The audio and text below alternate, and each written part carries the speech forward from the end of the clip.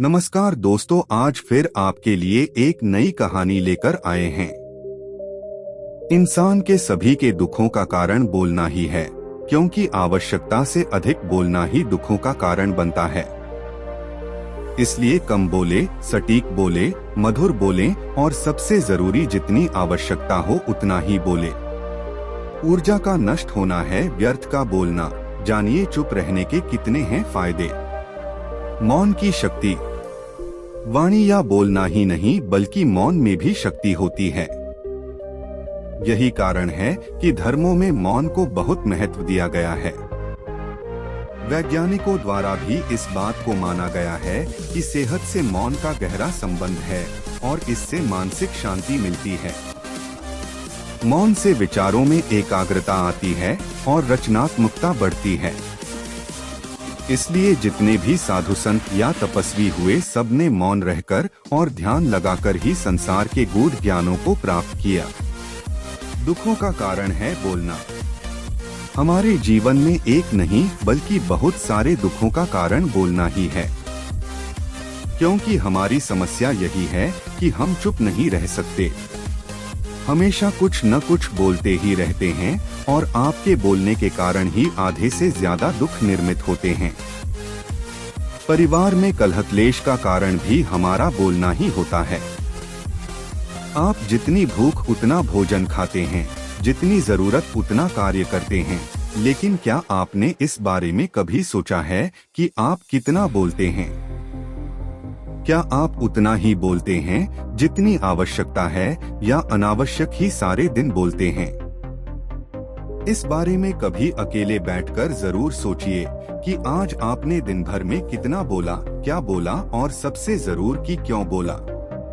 इनमें से कितनी बातें जरूरी थी और कितनी अनावश्यक। सुनने सुनाने के माहौल से निकले बाहर। मनुष्य की प्रवृत्ति ऐसी है कि वह अपने मन में चल रही बातों को दूसरों को सुनाना चाहता है और दूसरा भी आपके साथ ठीक वही काम करता है।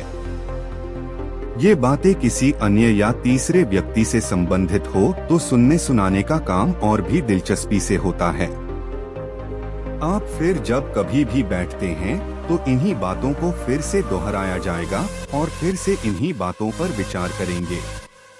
यह सुनने सुनाने का माहौल जीवन भर चलता रहता है और इस तरह से आप खो देते हैं अपना समय, अपना जीवन, अपनी सोच समझ और वो कीमती पल जिसमें जिया जा सकता है और जिसमें आनंद प्राप्त किया जा सकता है। इसलिए इस सुनने सुनाने के माहौल से बाहर निकलें। क्या है मौन की शक्ति? जब तक हम बाहर की ओर बोलते रहेंगे, हमारे भीतर अशांति रहेगी। जिस दिन हम मन से चुप हो जाएंगे तो तब बाहर हमारे मुख से कुछ भी निकले हम शांत ही रहेंगे। दुनिया में जितनी बुराइयां हैं, परिवार में क्लेश है, पति पत्नी में विवाद है, सब बोलने के कारण ही होते हैं। हम चुप रहना नहीं चाहते हैं, हमेशा सुना देना चाहते हैं। लेकिन व्यर्थ का बोलना ऊर्जा का नष्ट होना है। इसलिए जितने भी बुद्धत्व साधु और संत हुए वे एकांत की ओर गए, क्योंकि उन्हें अधिक बोलना न पड़े और अधिक सुनना न पड़े। महावीर ने 12 वर्ष और महात्मा बुद्ध ने 10 वर्ष मौन रहने के बाद ज्ञान प्राप्त किया। महर्षि रमन और चाणक्य भी मौन के उपासक थे। लेकिन आप इस संसार में रहकर भी एकांत रह सकते हैं।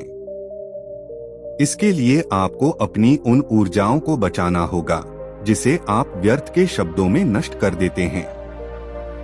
इसलिए उतना ही बोले जितना जरूरी हो।